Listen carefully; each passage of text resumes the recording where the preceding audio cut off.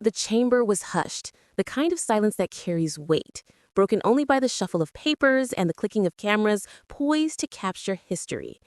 Then came the smirk. The ex-Trump lawyer leaned back in his chair, lips curling into a grin that reeked of arrogance. To him, this was just another stage, another performance where he could bluster his way through with half-truths and a puffed chest. He thought he owned the room, but that illusion shattered in seconds. Across the aisle sat Congresswoman Jasmine Crockett, her posture straight, her eyes steady, sharp as steel. She didn't rush, she didn't need to, because Crockett understood something he didn't. Ignorance dressed in confidence is still ignorance, and the louder it bellows, the harder it falls. When she finally spoke, the words were wrapped not in anger, but in a kind of restrained laughter. It wasn't mockery, it was clarity, cutting deeper than any insult could. Her laugh rolled across the chamber like thunder, exposing the lawyer's hollow bravado for exactly what it was, a mask that couldn't hide incompetence. Gasps rippled through the audience. Phones went up, clips began to record. Somewhere, a journalist whispered, "Oh my God, did you hear that?" The lawyer's smirk faltered, just slightly, but enough to betray what everyone watching already sensed. His armor was cracking. In that moment, the room flipped. Crockett wasn't just asking questions, she was holding up a mirror. Every dodge, every feigned answer from the ex-Trump attorney bounced back at him, magnified, amplified, until he was drowning in the echo of his own contradictions. Her laughter wasn't cruelty, it was liberation. Liberation for every American tired of watching powerful men spin lies without consequence. And here's the truth. This was no ordinary exchange. What Crockett unleashed wasn't a line of questioning. It was a takedown, a dismantling, a political mic drop disguised as simple, unshakable confidence. The crowd could feel it. The country would soon see it. And as Crockett leaned in, letting that knowing smile linger just long enough, one question hung in the air. Unspoken, but undeniable. If this was how the exchange began, what would happen when she truly went on the offensive? The laughter still lingered in the chamber, a ripple that unsettled the ex-Trump lawyer far more than he dared show. He shifted in his seat, papers rustling nervously between his hands, his earlier confidence evaporating under the weight of Crockett's calm defiance.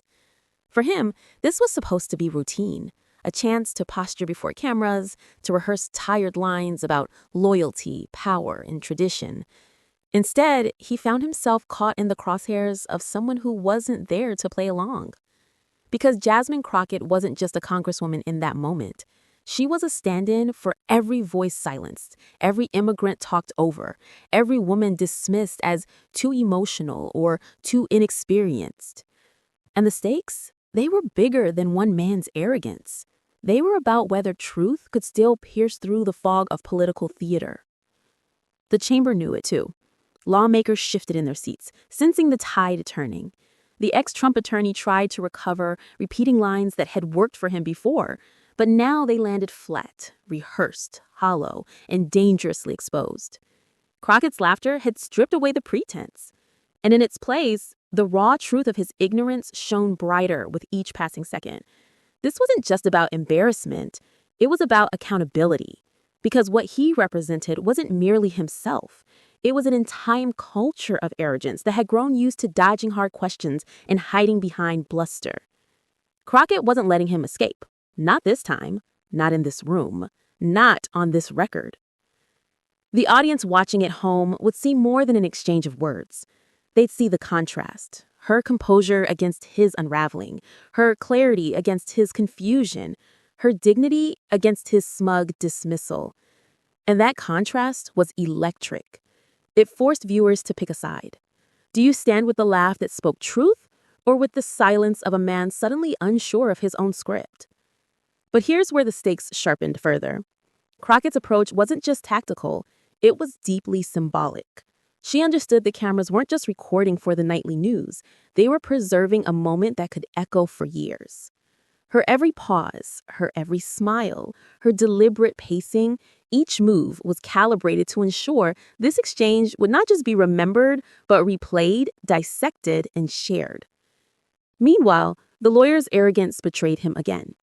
He mistook Crockett's laughter for weakness, as if she had run out of arguments. But the audience knew better. The laughter was a prelude, a warning.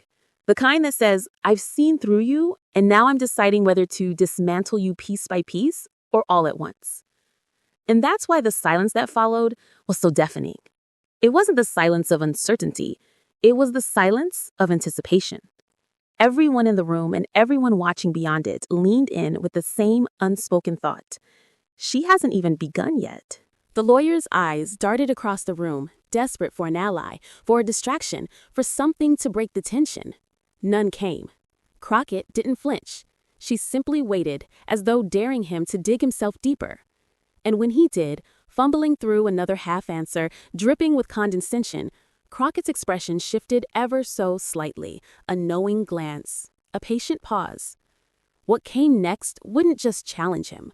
It would expose him. To understand the collapse unfolding in that congressional chamber, you have to step back and examine the man behind the stumbling words. The ex-Trump lawyer wasn't simply an advocate caught off guard. He was the living embodiment of a political era built on bluster, loyalty tests, and the dangerous belief that arrogance could substitute for truth. For years, he had thrived in a world where shouting the loudest was mistaken for strength. He wore his connections like armor, his time spent orbiting the Trump orbit as proof that he belonged among the power brokers of Washington. In private circles, he was celebrated for his bravado, his willingness to bend rules in service of the narrative his patrons wanted told. But bravado, as Jasmine Crockett would soon reveal, has an expiration date. The lawyer's career had been stitched together by proximity to power. He hadn't built his reputation on scholarship, fairness, or a pursuit of justice. Instead, it was the politics of convenience. Say what needed to be said, no matter how flimsy, and let the headlines carry the rest. His speeches in courtrooms and hearings were peppered with catchphrases and half-truths, each line carefully rehearsed to play well on cable news rather than stand up to scrutiny. Behind the scenes, aides whispered about his shortcuts. He skimmed rather than studied. He assumed rather than researched. He memorized insults better than he mastered facts. To him, the courtroom was theater, not sacred ground for truth. And in theater, timing mattered more than substance. That mindset might have carried him through during the Trump years, when bluster was rewarded and ignorance was often spun as authenticity. But this was not the same stage, and Jasmine Crockett was not the type of opponent who let hollow confidence go unchallenged. The lawyer's downfall was baked into his rise. His entire persona depended on people around him playing along, nodding at his half-baked arguments, laughing at his scripted jokes, letting him dominate conversations with sheer volume. Few had ever dared to puncture the illusion. And that's what made Crockett's laughter so devastating. It wasn't just a reaction. It was a blade, cutting through years of unchecked arrogance in a single moment. Because beneath the suit, beneath the title, beneath the bluster, there was a man deeply unprepared for accountability, a man who had confused privilege for brilliance, who believed that being at the table meant he automatically deserved to lead the conversation. And that arrogance had consequences. It shaped the cases he chose, the arguments he made, and the dismissive way he treated those who questioned him. He was the kind of lawyer who smirked when activists brought up environmental justice, who rolled his eyes at the mention of systemic inequities, who believed his role was to protect power, not challenge it. That's why Crockett's confrontation resonated so powerfully. It wasn't just about one exchange. It was about exposing the rot at the center of a worldview that had gone unchallenged for too long. As the camera zoomed in, viewers at home saw more than a nervous man fumbling his lines. They saw a symbol of everything broken about the system. The entitlement, the condescension, the presumption that truth could be bent to suit those in power. And here's the irony. The lawyer himself didn't realize just how vulnerable he was. In his mind, Crockett was a freshman lawmaker, fiery but ultimately inconsequential. He assumed her sharpness was temporary, that her words would fade as quickly as they were spoken. What he failed to grasp was that Crockett represented a new kind of politics, one rooted in authenticity, in the lived experiences of people long ignored, in the refusal to be silenced by the old guard. Every lawyer has a case they cannot escape, and for him, this was it. History would not remember his years of bluster or his carefully rehearsed lines on television. It would remember the moment he sat across from Jasmine Crockett, laughed off her challenge, and found himself dismantled piece by piece before a nation hungry for accountability. And Crockett, she understood that. She understood the weight of history pressing on the exchange, the symbolism of exposing not just a man, but an entire culture of arrogance. That's why she didn't rush. She let him unravel. She let the silence hang because she knew the longer he spoke, the deeper he would sink. The downfall of a man like this doesn't happen in an instant. It's a slow unmasking. And in that chamber, the mask was slipping. The cracks were showing. The performance that had carried him for years was collapsing under its own emptiness. And just when it seemed he might recover, just when he leaned back on the old tricks of bluster and dismissal, Crockett made her move. To understand why Jasmine Crockett's laughter carried such weight, you have to understand where it came from. It wasn't the laughter of mockery or cruelty. It was the laughter of someone who had seen arrogance before, faced it down, and lived to tell the story. It was the laughter of resilience, sharpened by years of struggle, rooted in experiences the ex-Trump lawyer could never comprehend. Crockett's journey began far from the marble halls of Congress. She grew up in a community where justice wasn't an abstract principle debated in law school classrooms. It was a daily fight. She watched neighbors forced to work 2 or 3 jobs just to keep food on the table. She saw families devastated by unfair laws, by predatory systems, by politicians who claimed to speak for the people while protecting only themselves. These weren't headlines or talking points to her. They were her lived reality. From an early age, Crockett learned that speaking up came with a cost.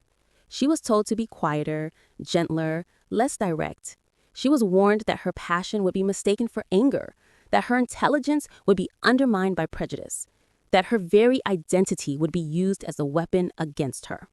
But she also learned something else, that silence never changed anything. And so, instead of retreating, she leaned in. She found her voice. Law became her weapon of choice. Unlike the ex-Trump lawyer who treated it as theater, Crockett treated it as a lifeline. She studied relentlessly, not for applause, but for survival, hers and her community's. Every statute she memorized, every precedent she analyzed, was part of a larger arsenal, a toolkit for dismantling the walls built to keep people like her on the margins. Her career in public service wasn't glamorous. It was gritty, often thankless, filled with long hours defending those who couldn't afford the lawyers sitting across the table from them. She saw the way the system bent for the wealthy and powerful while crushing the poor and voiceless. And she refused to accept it as normal. That refusal became her identity. She wasn't in politics for status. She was in it for survival, for justice, for the people who didn't have the luxury of lobbyists or PR machines to fight their battles. Every debate, every hearing, every clash in Congress wasn't just about her. It was about those she represented, those who had been overlooked and dismissed for too long. And that's what made her so dangerous to someone like the ex-Trump lawyer. He came armed with rehearsed lines and empty confidence. She came armed with lived truth and the unshakable clarity that comes from knowing what's at stake. His ignorance wasn't just embarrassing, it was offensive because she had seen what ignorance in power does to real people's lives. Her laughter then was layered. It was the laughter of someone who recognized the fragility of his arrogance. It was the laughter of someone who had endured far worse than his smug dismissal and come out stronger. It was the laughter of someone who understood that when ignorance parades itself as authority, the most devastating response is not anger, but exposure. By the time Crockett entered Congress, she had already been underestimated 1,000 times.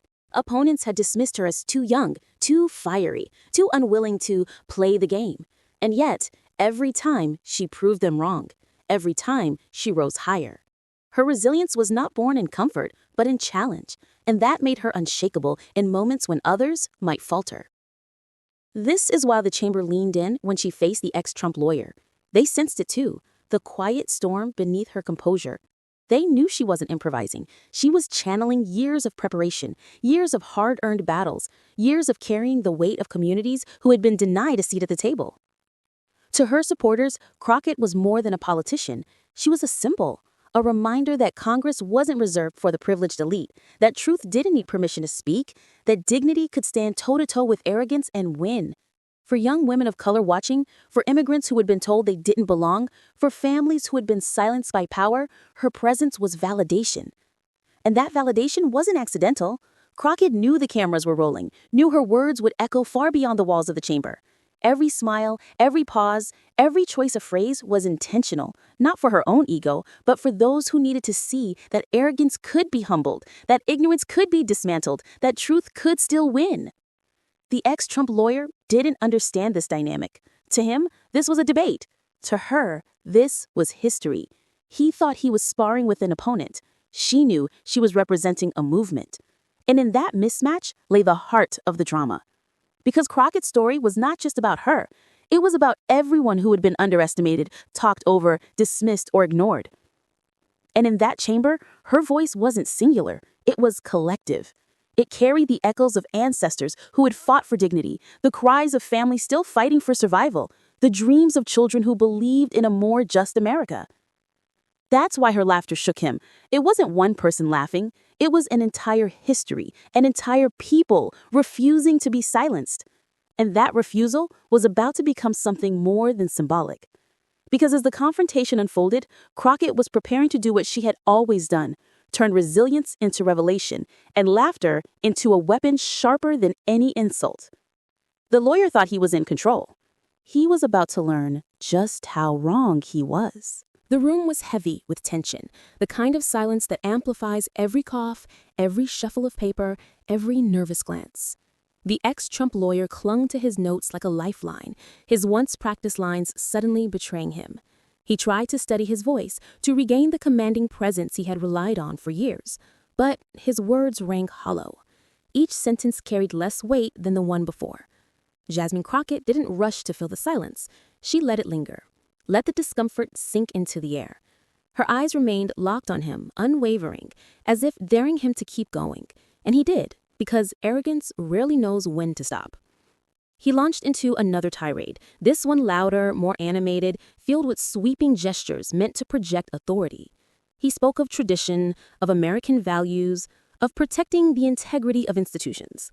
But the words felt recycled, pulled from a dusty script that no longer resonated. The more he spoke, the clearer it became. His arguments were not weapons, but empty shells. And that's when Crockett moved. With a measured tone, she cut in, not with anger, but with precision. "Sir, with all due respect," she began, her voice steady, her expression unreadable. The phrase hung in the air like a warning bell. What followed was not a rant, but a scalpel. She dissected his claims, one by one, exposing the contradictions he had hoped no one would notice. Every fact she cited was deliberate, every example undeniable, every counterpoint airtight. The lawyer tried to interrupt, but his protests only deepened the contrast. His voice cracked with defensiveness, his tone shifting from authority to desperation. Crockett, meanwhile, never lost composure. She paused just long enough to let his interjections collapse under their own weakness, then resumed with the same calm clarity, as if brushing aside a nuisance. The escalation wasn't loud, it wasn't chaotic, it was surgical. The more he raised his voice, the quieter she became, and in that quiet, her words carried thunder. Spectators leaned forward, staffers exchanged glances. Even members of Congress who had been scrolling through phones moments earlier now sat upright, captivated. They could feel the balance shifting. This wasn't just a debate anymore. This was a dismantling. And then came the laughter again. Subtle this time, almost under her breath, but devastating nonetheless. Crockett didn't laugh at a joke. She laughed at the absurdity of his ignorance, at the fragility of his confidence.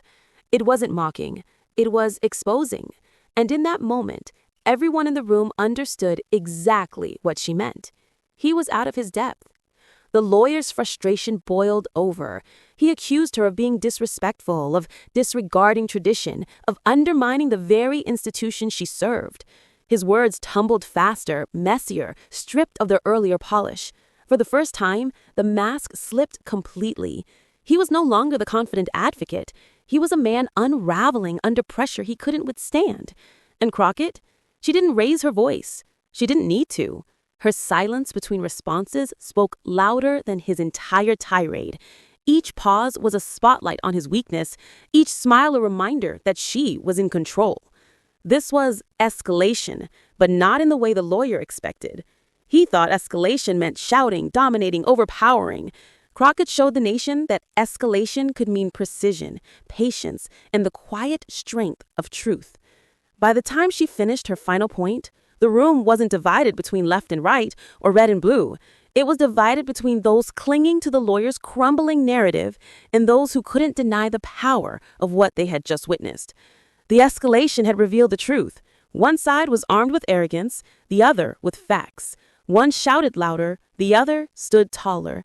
And the louder he shouted, the smaller he seemed.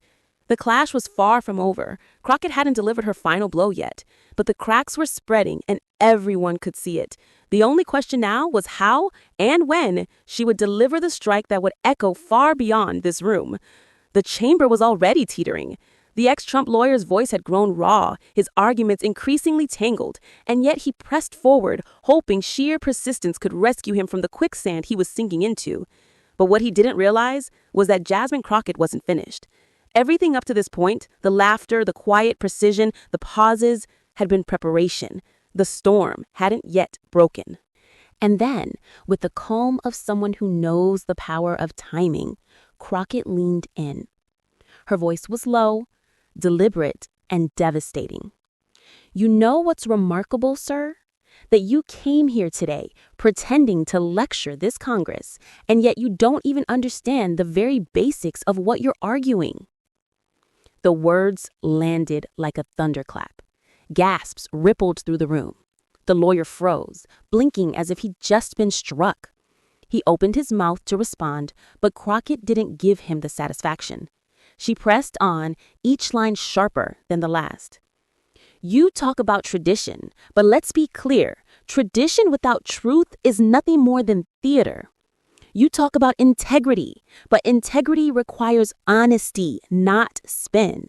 And you sit here with the audacity to question others' knowledge while exposing in real time that you've done nothing but memorize talking points." The lawyer shifted uncomfortably. His hand tightened around the stack of papers he had been clutching. His once confident grin had collapsed into a grimace. Crockett's words were stripping him bare, dismantling not only his argument, but the persona he had spent years constructing. What made it more powerful was her delivery. Crockett didn't shout, she didn't sneer, she didn't lose composure. Instead, she wielded patience like a weapon. Each pause forced him to sit with the weight of her words. Each silence was a mirror, reflecting his own inadequacy back at him. The audience in the chamber could feel it, the shift from debate to reckoning. Crockett wasn't just responding, she was exposing. Then came the moment that would go viral. Crockett tilted her head slightly, her smile sharp but restrained. "Sir, I don't know if you're aware, but ignorance, delivered with confidence, is still ignorance. And every time you double down, you're proving it for the record." The chamber erupted. Some stifled laughter. Others exchanged wide-eyed looks. The ex-Trump lawyer's face flushed crimson. He tried to fire back, raising his voice, but the effect was pitiful.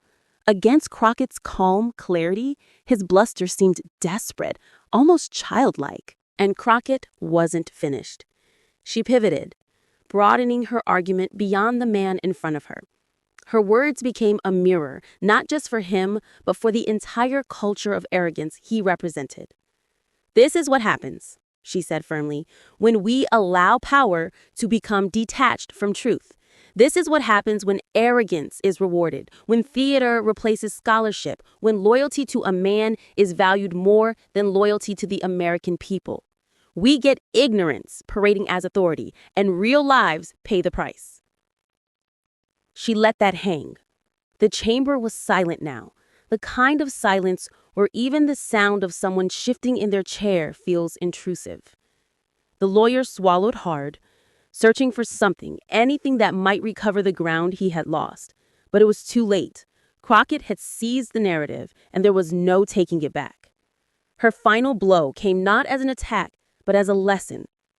Congress is not a stage for your rehearsed lines. It is not a shield for your excuses. It is not a playground for arrogance. It is where the truth must be spoken, whether it's comfortable or not. And today, the truth is this. You walked into this room unprepared, and you will walk out exposed. The words were a hammer, but also a mirror. They didn't just dismantle him. They illuminated everything he stood for. And in that moment, the room shifted decisively. The lawyer's posture sagged. His voice, when he tried again, cracked under the pressure. The once confident tone was gone, replaced by the defensive stammer of a man who had been utterly undone. Crockett leaned back slightly, her point made. She didn't need to gloat. She didn't need to push further. The damage was done, and everyone knew it. The viral clip was already writing itself. Jasmine Crockett's calm composure against the Trump lawyer's unraveling arrogance. But what made the counterattack unforgettable wasn't just her dismantling of him. It was what it represented. For viewers at home, it was a cathartic release, the moment where years of frustration at arrogance and power found their voice. It was the vindication of seeing truth triumph over bluster, dignity triumph over ignorance. And the beauty of it was that Crockett had done it without venom. Her weapon wasn't cruelty, it was clarity. She didn't need to humiliate him. He did that himself. All she had to do was hold up the mirror. The lawyer's allies shifted uncomfortably, their silence betraying their awareness of what had just happened. Even those who had no intention of supporting Crockett couldn't deny the spectacle. She had taken his arrogance, flipped it inside out, and revealed it for what it truly was: hollow, fragile, and dangerously shallow. By the end of her counterattack, the outcome was undeniable. Crockett had not only won the exchange, she had redefined it. She had turned a simple confrontation into a larger narrative about truth, dignity, and accountability. And as she gathered her notes, preparing to yield the floor, she delivered one last parting line, not shouted, but spoken softly, almost as if to herself, though loud enough for every microphone to catch. Let the record show, ignorance is not a defense. The chamber fell into stunned silence. The ex-Trump lawyer sat motionless, his earlier bravado evaporated, his legacy reshaped in real time. For Jasmine Crockett, it was another day of speaking truth to power. For him, it was the unraveling of a persona years in the making. And for the nation watching, it was a moment they would replay again and again, the mic drop counterattack that turned laughter into legacy. The chamber did not return to normal after Crockett's final words. There was no easy transition, no smooth reset to business as usual. The silence that lingered wasn't the ordinary pause between testimonies. It was the heavy, unspoken acknowledgement that everyone had just witnessed something extraordinary. Reporters in the press pool leaned forward in their seats, scribbling furiously. Phones came out, some discreet, others blatant, capturing snippets that would become headlines within the hour. Staffers exchanged glances, whispers darted through the rows, and even veteran lawmakers sat straighter, absorbing the gravity of what had just unfolded. The ex-Trump lawyer tried to regain composure, but every attempt fell flat. His voice was thinner now, his once confident tone reduced to defensive mutters. The chamber had shifted, and he was no longer a dominant figure, but a man revealed, diminished in real time. The difference was palpable, like watching a boxer wobble after the knockout blow, still standing, but defeated in spirit. Crockett, by contrast, exuded a quiet steadiness. She didn't bask in her victory, didn't grandstand or smirk. That restraint was part of the power. The audience could sense it. Her focus wasn't on the spectacle, but on the principle. She had made her point, and she was moving forward, leaving the rubble of his credibility behind. By the time the hearing adjourned, the energy in the corridors outside was electric. Reporters swarmed, firing questions that echoed down the marble halls. Headlines were already forming in their minds. Crockett exposes Trump lawyer's ignorance in brutal exchange. Viral clash in Congress leaves lawyer speechless. The soundbites would travel fast, but the footage would travel faster. Within hours, clips of the exchange flooded social media. The moment where Crockett leaned in and delivered the line about ignorance with confidence became the centerpiece, the gif, the meme, the viral spark. Millions watched, shared, and commented. For some, it was validation. For others, humiliation. For everyone, it was unforgettable. And the ripple spread far beyond the digital sphere. Progressive circles celebrate it, framing it as a triumph of truth over bluster, dignity over arrogance. Advocacy groups clipped her words for rallies and newsletters, describing the moment as a turning point in holding power accountable. Meanwhile, conservative commentators scrambled, trying to spin the damage, but even their efforts betrayed recognition of the blow.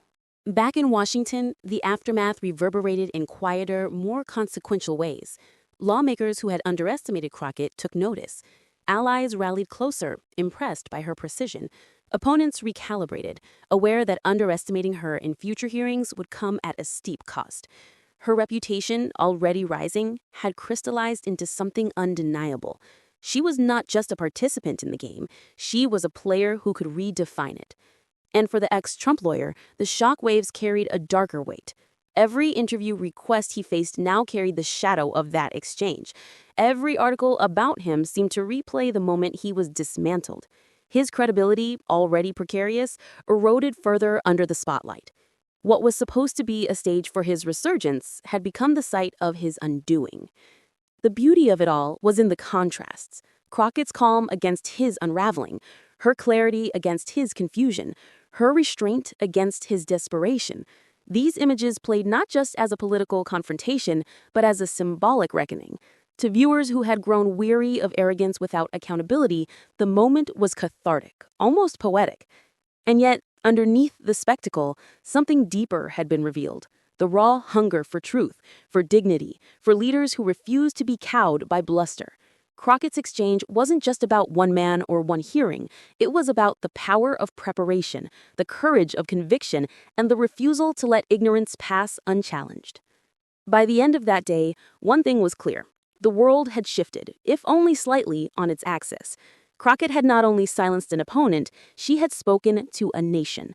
And as the headlines roared and the clips continued to spread, the story was no longer about a lawyer's ignorance. It was about a congresswoman's strength. The aftermath wasn't just shockwaves, it was the forging of a legacy. As the noise of the day began to settle, what lingered wasn't just the laughter or the humiliation. It was the clarity. The confrontation had stripped away the theatrics of politics and revealed something elemental.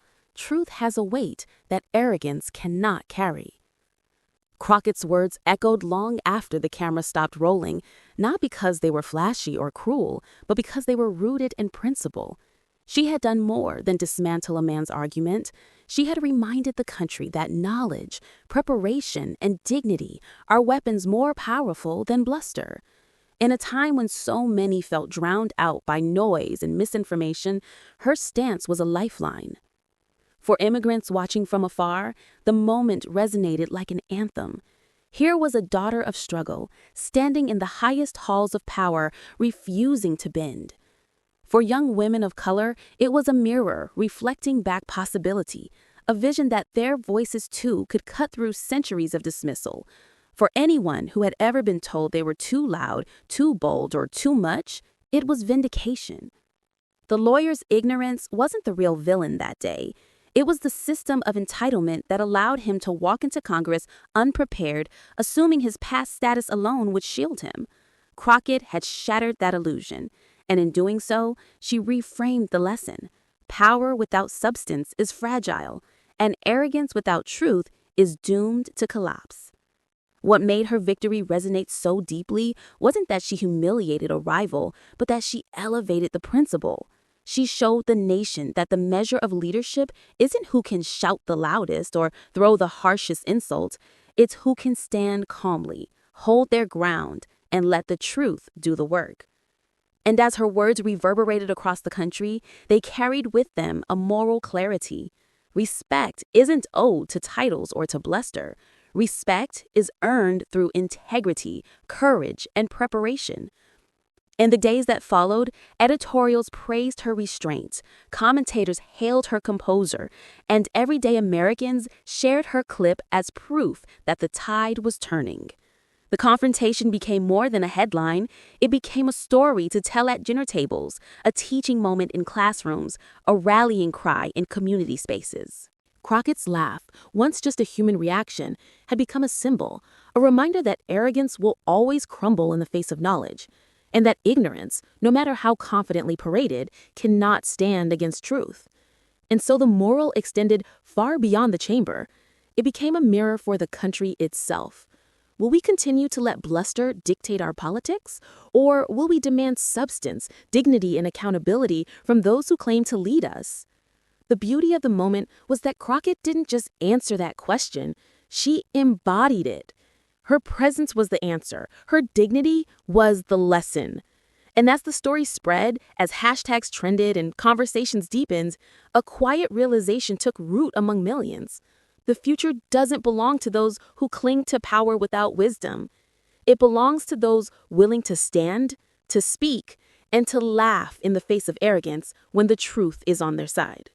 Because in the end, Crockett hadn't merely won an exchange. She had delivered a universal truth that justice, dignity, and courage will always outlast the noise. And that truth, that unshakable, resonant truth, is what the country carried forward.